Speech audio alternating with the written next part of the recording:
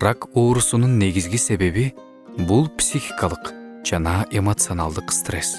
Баарыбыз тең рак клеткалары менен төрөлөбүз. Биздин иммундук системабыз алар менен тынымсыз күрөшүп турат.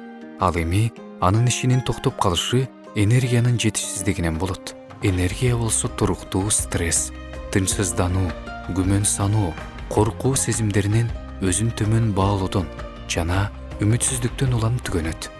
Акчасыз калуу коркунучу, өзүң каалабаган нерселерге макул болуу, өзүңдүн абийириңе каршы жашоо, мунун баары адамдын ички дүйнөсүн акырындык менен алсыратат.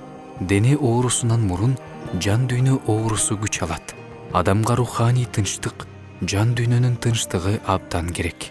Бирок чыныгы тынчтык акчадан, жумуштан же адамдардын жакшы мамилесинен келбейт. Ал Кудайга таянуудан келет. Кудай бизди коркуу менен эмес, ишеним менен жашоого чакырат.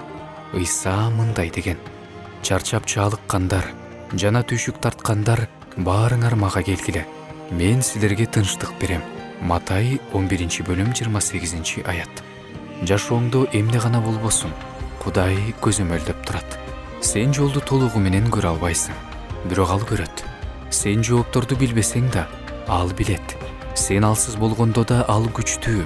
Ошондуктан жүрөгүң коркунучта эмес, Кудайга таянууда, ишенүүдө, күмөн саноодо эмес, анын убадаларына таянууда болсун. Анткени Кудай менен болгон адам үмүтүн жоготпойт.